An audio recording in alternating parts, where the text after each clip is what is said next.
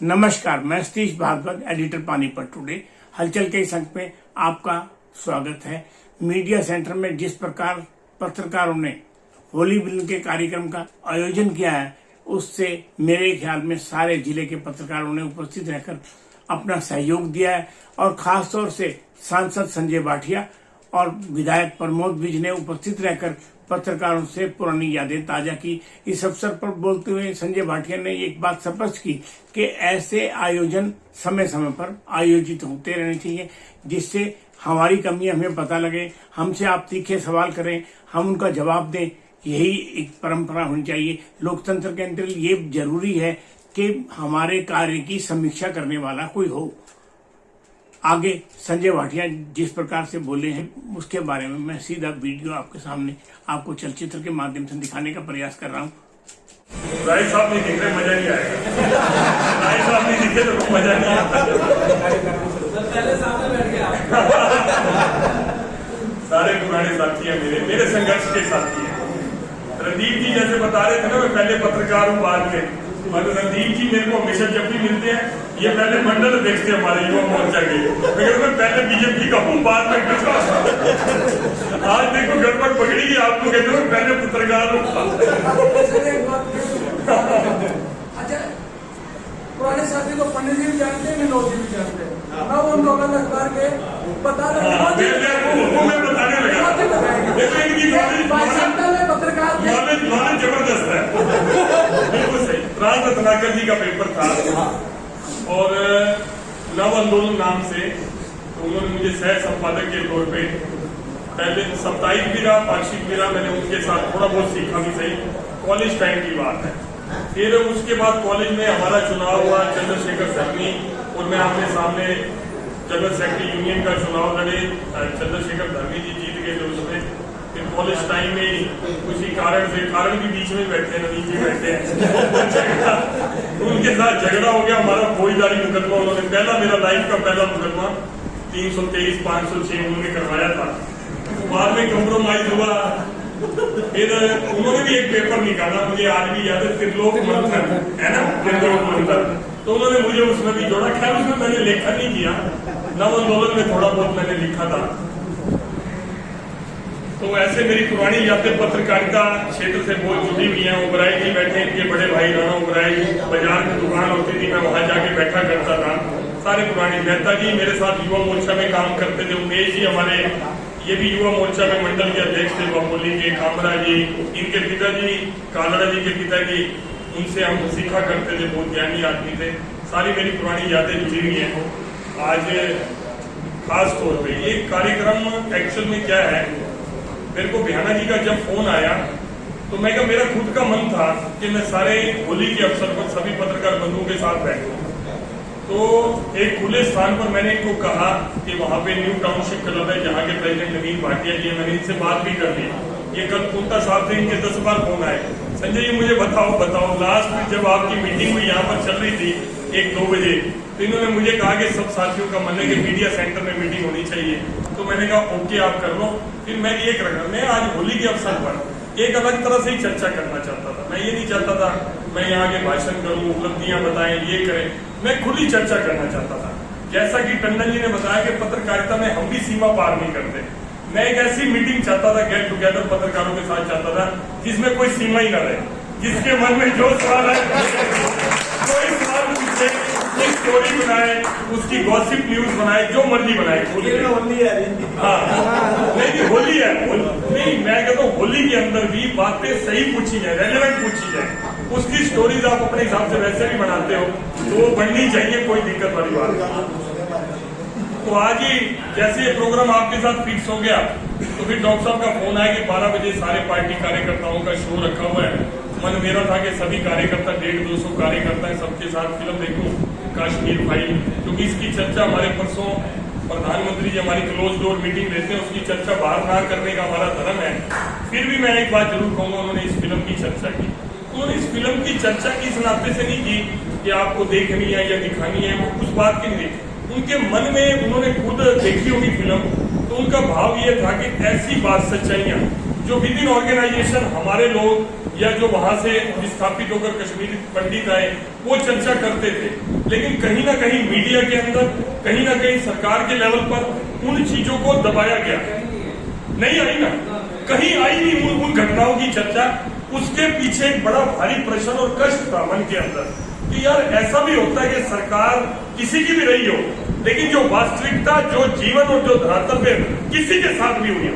चाहे 47 में उन्होंने उदाहरण दिया कि जैसे वहां से 47 किन परिस्थितियों में से निकल के आए, कितनी पीढ़ियों को क्या सहना पड़ा, और ऐसे कश्मीरी पंडितों वाला कहते क्यों छुपाया गया। उन्होंने कहा कि मैं चाहता हूं हर विषय पर, मैं ये नहीं कहता कि पर्टिकुलर एक, हर विषय पर कोई भी घटना हो, मैं कहता हूं फिल्मकारों को आगे आना चाहिए, समाज को अवगत करना चाहिए।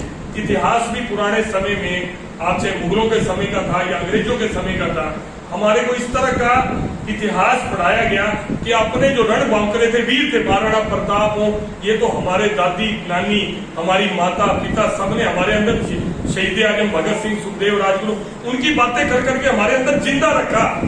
लेकिन कोई लिटरेचर ऐसा नहीं था कि जिसको पढ़ के हम अपने बच्चों को एजुकेट कर पाते। ये चीजें एक पीड़ा का विषय था कश्मीर फाइल को लेकर। मैं विषय को बदलना नहीं चाहता, मैं दोबारा उस हल्के फुल्के मूड में आना चाहता हूँ कि आज होली का अवसर है। मैं चाहता हूँ एक मीटिंग, एक गेट टुगेदर जरूर हो। कई बार भी साहब हमारे प्रतिनिधि भी है, कई बार चिंता भी करते हैं।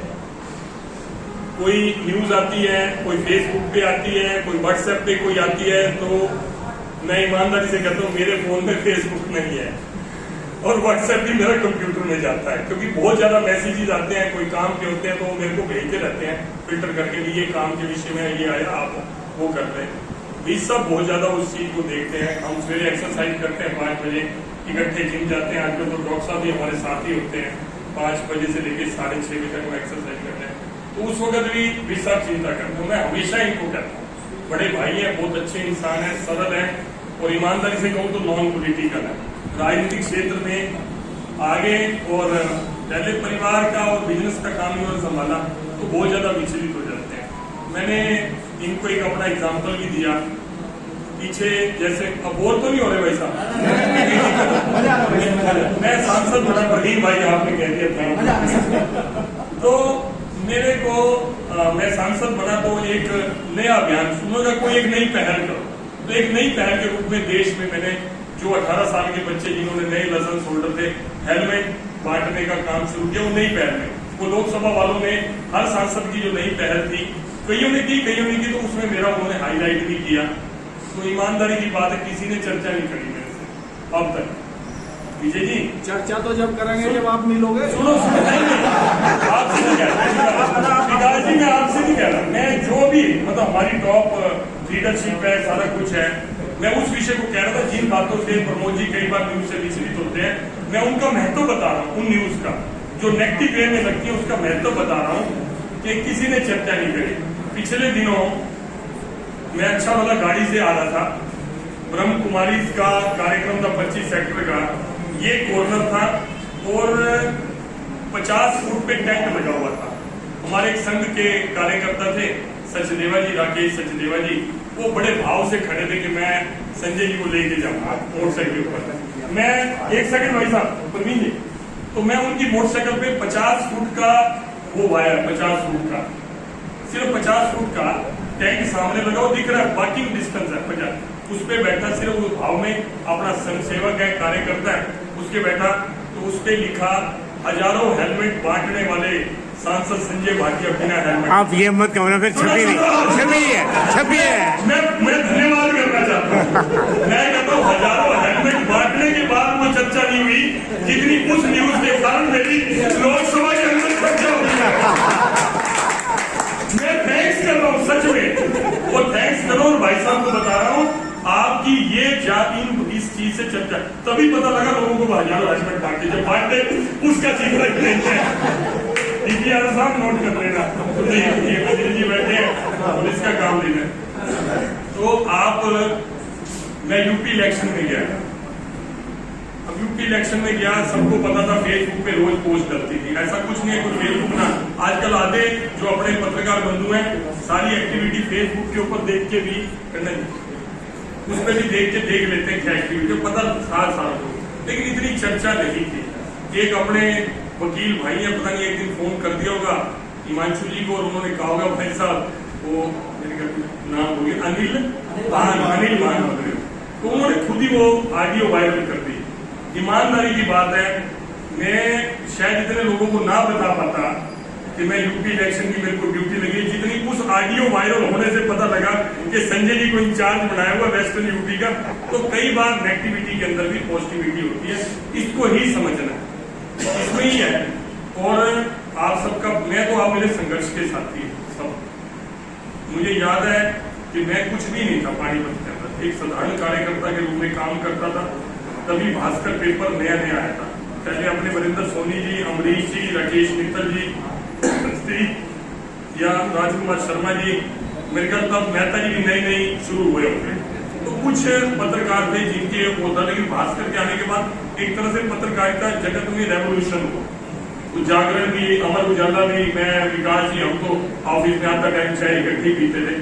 तो मैं समझता हूँ कि शायद मेरे जीवन में, मैं जिस साधारण परिवार से हूँ, बिल्कुल मीडियम फैमिली से हूँ, मुश्किल से थोड़ी बहुत खेती बाड़ी है उसका गुजारा होता है, मैं कल्पना भी नहीं कर सकता, मेरे फाइनेंशियल ग्रुप के लोग कल्पना भी नहीं कर सकते कि आप में से राजनीति में कोई आगे बढ़ेगा या मेंबर ऑफ पार्लियामेंट बनेगा, बड़ा मुश्किल है। राजनीतिक क्षेत्र में अगर बीजेपी में देखेंगे तो ऐसे लोग अधिकतर मिलेंगे, चाहे मोदी जी हैं, मनोहर जी हैं, साधारण परिवारों से थे, क्योंकि आरएसएस और बीजेपी कार्यकर्ता को ग्रूम करता है। तो मैं समझता हूँ कि आप लोगों का बहुत बड़ा योगदान है मेरे जीवन के अंदर, ये मैं जीवन में कभी नहीं भूल सकता। पंडित जी बैठे हैं डीपीआर ऑफिस से, मैं कुछ भी नहीं था, सब भी यही दिखते थे। तो आप सब लोग मेरे बहुत संघर्ष के साथी हैं, और मैं आपके साथ खुल के हंसना चाहता हूँ, खुल के बातचीत करना चाहता हूँ। तो कोई आप सीरियस मोड में ना रहे, कोई ना कोई, तो आप एक मौका मेरे को और दे। मैंने कहा इनको, भैया जी को, मैंने कहा मुझे लिस्ट दे दो, आप बैठे थे, 2-4 लोग तो बैठे थे यहाँ पर इनके सामने, तो मैं कहा लिस्ट दे दो। इन्हें कहा हम तो 10-12 लोग हैं, 10-12 की लिस्ट। मैं कहा कल तक आप 80-100 कह रहे थे, आज आप 10-12 कह रहे हो, तो मैं कहा ये ठीक नहीं बात। मैं कहा आप अपना प्रोग्राम कर लो, मैं आऊंगा जरूर और आपके साथ चाय पी के जाऊंगा। लेकिन एक कार्यक्रम मैं करना चाहता था होली के अवसर पर, क्योंकि मैं केवल पत्रकार के नाते से नहीं, और अभी भी जो चेहरे नहीं आए उनको भी रिक्वेस्ट करके हम बुलाएंगे, क्योंकि वो भी उनकी ब्लेसिंग भी मिले। सोनी साहब है, भले ही अभी वो पत्रकारिता ऑफिशियल नहीं कर रहे, लेकिन इनडायरेक्ट रूप में कई अखबारों के अंदर बातचीत करके उनका अच्छी खबरें वो लगाते हैं। तो राकेश मित्तल जी हैं, पवन जी हैं, सब पुराने लोगों को हम बुला कर एक, क्योंकि उनका एक्सपीरियंस भी हमें लेना चाहिए। और जो नई जनरेशन आ रही है पत्रकारिता में, कुछ एक बैठे जिनका मेरा सीधा परिचय नहीं है, उनको भी उनके अनुभव का लाभ मिले, उस तरह की चर्चा होनी चाहिए। और किस तरह से पॉलिटिकल लोगों से आप लोग प्रश्न पूछेंगे, वो नई टीम भी बैठी होगी, लेकिन मैं चाहता हूँ 1 to 1 पूरा खुला टाइम हो, 2-3 घंटे का, 4 घंटे का, वो टाइम आपने बताना। कब आप टाइम बताएंगे तो वहीं एक न्यू टाउनशिप क्लब में बड़ा हाल है, बातचीत भी रखेंगे और ये औपचारिकता नहीं करेंगे। जैसे स्वागत में आपने टाइम बहुत लगाया, वो सारी हम चर्चा में करेंगे। और एक गुस्ताखी मैंने की है, जब मैं आया तो मिठाई, ये बर्फी बहुत अच्छी पड़ी थी। आमतौर पर मैं मिठाई खाता नहीं, लेकिन बर्फी इतनी अच्छी थी, मैंने अपने आप को 3-4 बार रोका, पर मैंने फिर एक पीस खाई लिया। तो मैं आपसे पहले वो कर लिया टेस्ट, आपका बहुत बहुत धन्यवाद। और आपने मुझे इतना सम्मान दिया, ईमानदारी से बहुत ज्यादा सम्मान दिया। मुझे तो लगता था कोई सवाल पूछेंगे, मैं सोच के आया था, लेकिन आपने कोई सवाल नहीं पूछे। तो सवालों की एक मीटिंग रही, आप सबकी सहमति है भाई साहब? तो सवाल का के सराहना के सभी को बुलाएंगे। तो मैं लिस्ट भैया जी से, डीपीआर साहब से, और मैं चाहता हूँ कि जो बच्चे जिनको अखबारों में या टीवी पर मौका नहीं मिला, वो यूट्यूबर हैं, मैं समझता हूँ वो भी हमारा ही समाज है, उनको अवसर नहीं मिला, लेकिन उन्होंने प्रयास करके अपना एक नया प्लेटफॉर्म तैयार किया है, उनको भी एनकरेजमेंट करना चाहिए। आपके साथ रह के अगर थोड़ी बहुत कोई कमी है वो भी ठीक हो जाएगी। तो मैं समझता हूँ सबको हम बुलाएं, एक अच्छा बड़ा गेट टुगेदर करें और बड़ी खुले मन से बातचीत करें। मैं कोशिश करूंगा, मेरा मन था आज मीडिया सेंटर में, मैंने भैया जी को कहा, मैं 2-4 अपोजिशन वाले भी बुला लें, मेरा मन था, मैंने कहा उनको भी बुलाओ, खुलकर चर्चा, हंसी मजाक आप भी करोगे, वो भी करेंगे। जो एलिगेशन हमारी एक्शंस में लगाते हैं, हमारे सामने लगाए। जैसे मैं संघ के एमएलए गोपी जी अपने पुराने मित्र हैं, हमारे कॉमन फ्रेंड थे, रामजी अरोड़ा जी के साथ रहते थे, तो उनका वो उन्होंने कोई बयान दिया होगा, ओ संजय भाटिया 200 करोड़ का मालिक हो गया, फलाना हो गया। तो मेरे को एक शादी में मिल गई यहाँ पर। मैं कहा वीर जी जो कुछ आपके पास है आधा मेरा आधा आपका, और जो कुछ मेरे पास तो 200 करोड़ आपने लिखी दी है, आधा मेरे वाला आपका और आपका। मैं कह आधा छोड़ो पूरा दे दो मेरे को, अपने वाला आधा दे दो आप। हाँ हाँ करांगे ऐसी करांगे। मैं कह गुरुद्वारा कहना पड़ेगा, कहना जी मेरे तो कर्जा भी बड़ा है। मैं कह कर्जा भी जल्द तो वो विचलित हो गए, वो विचलित हो गए इस बात से। उनको ये थोड़ी उम्मीद थी भी ये क्या देगा। तो आप खुल के चर्चा करेंगे, वो भी अपने भाई है, ठीक है। वैचारिक रूप से वो अलग है, उनकी पसंद राहुल गांधी, हमारी पसंद मोदी। यही तो फर्क है, और क्या फर्क है। उनको राहुल अच्छा लगता है, हमारे मोदी अच्छा लगता है, इतना ही तो फर्क है। अपना अपना विचार है। तो हम सब मिलकर बैठेंगे, पानीपत के सभी लीडर्स को भी आप बुलाओ, तो एक खुली चर्चा करेंगे। ये कार्यक्रम भी समझो आपकी तरफ से होगा, और मैं आधिकारिक रूप से नवीन जी यहाँ पर बैठे हैं, उनको मैं आग्रह करूंगा कि इसकी व्यवस्था सारी आप करेंगे। और पंकज जी बैठे हैं, और एक परिचय जो अभी करा रहे थे, मैंने उनका नाम नहीं लिया, मैं बाद में लेना चाहता हूँ। विनोद धमीजा जी हमारे पुराने मित्र हैं, भाई हैं, और इतने बड़े मन के हैं जितना आपको भी नहीं पता। मेरा पहला इलेक्शन था 2005 का, जो मैंने विधानसभा का लड़ा था। कोई ऐसा नहीं था कि बीजेपी का कोई बहुत बड़ा माहौल था या जीतने का कोई चांस था या हमारी लहर चल रही थी। लेकिन उस चुनाव में मैं, मेरे जीजा जी हैं तरुण गांधी जी, वो इनके मित्र हैं, मेरे को लेके गए इनके पास। मैं आज भी नहीं भूलता, फैक्ट्री इनकी गुरु नानकपुरा में थी, आपको कई जगह होगी, मेरे को पता नहीं कहाँ है आपकी। तब गुरु नानकपुरा में थी, मैं गया तो इन्होंने साइन करके ब्लैंक चेक बुक सामने रख दी। इन्होंने कहा जितना अमाउंट आप मर्जी भर जाना, आप ये चेक ले लो, आप भर के इसमें अपना चुनाव लड़ो, लेकिन लड़ो दिल के साथ, दिल के साथ। ये इतने बड़े दिल के साथी हैं, और ऐसे आप जैसे पत्रकार भाई और ऐसे साथियों के बल पर ही मैं राजनीतिक क्षेत्र में आज तक सर्वाइव कर रहा हूँ, और हमेशा आपका ब्लेसिंग्स चाहता हूँ। इन्हीं बात के साथ मैंने आज थोड़ा लंबा बोला, थोड़ा भावनात्मक बोला। आपका बहुत बहुत धन्यवाद। नमस्कार।